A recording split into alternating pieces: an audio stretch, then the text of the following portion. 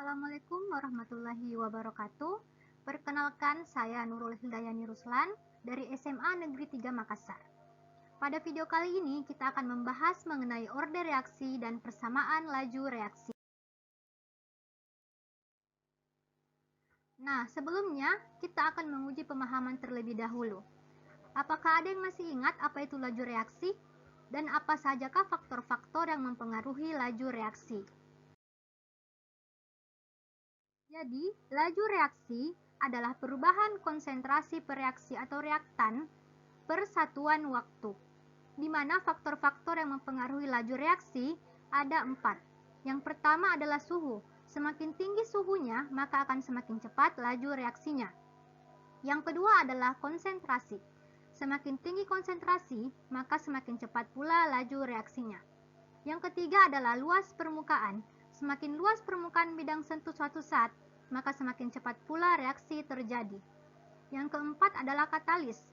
Katalis merupakan suatu zat yang dapat mempercepat terjadinya reaksi kimia tanpa terlibat dalam reaksi tersebut. Selanjutnya, materi pembelajaran kita hari ini adalah mengenai order reaksi, persamaan laju reaksi, dan konstanta laju reaksi. Tujuan pembelajaran hari ini adalah yang pertama, peserta didik diharapkan dapat menjelaskan pengertian order reaksi.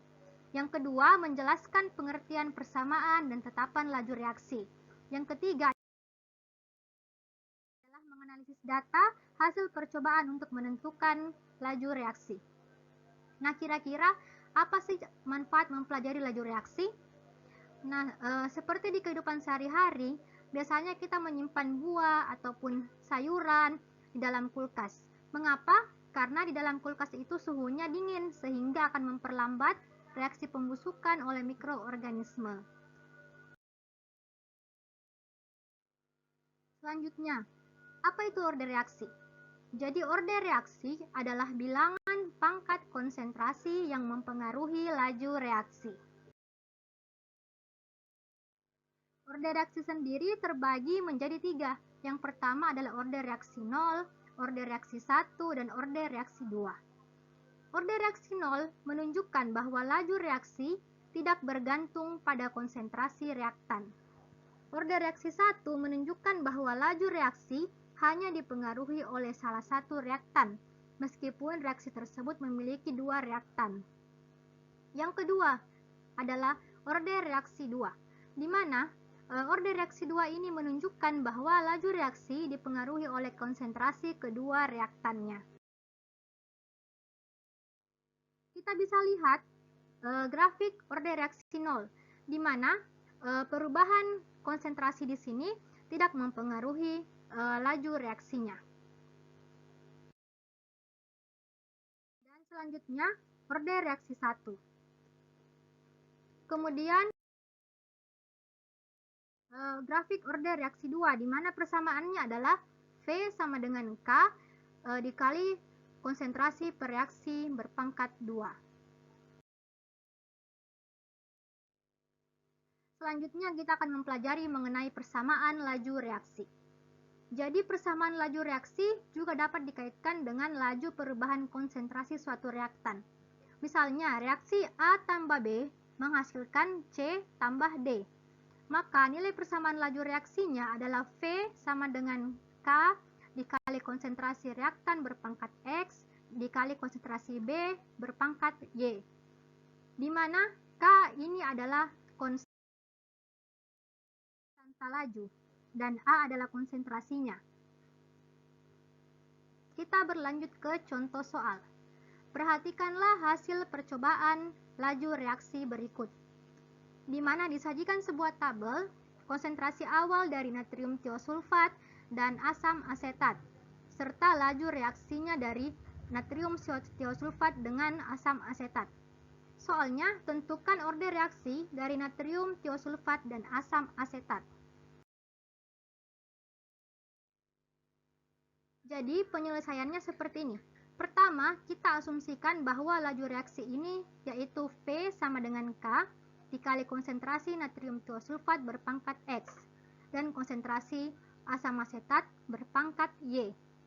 X dan Y ini merupakan order reaksi dari natrium tiosulfat dan asam asetat. Nah, untuk menghitung nilai X pada natrium tiosulfat, kita perlu membandingkan data eksperimen 2 dan 1. Mengapa kita memilih eksperimen 2 dan 1? Karena di sini nilai konsentrasi pada asam asetat itu sama.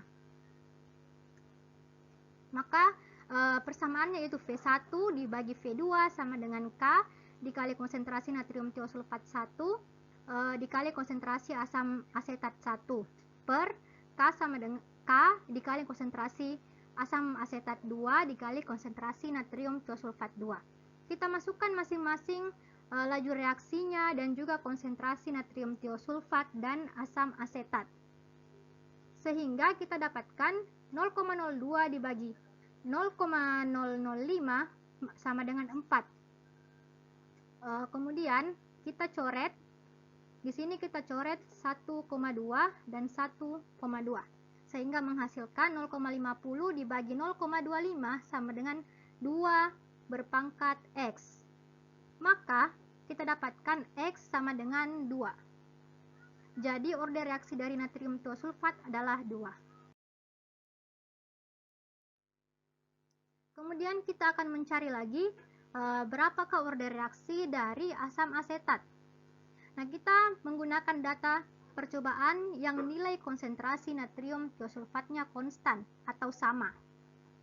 Sama kita masukkan ke dalam rumus sehingga menghasilkan 1 sama dengan 2 berpangkat Y. Maka Y sama dengan 0. Sehingga order reaksi dari asam asetat adalah 0.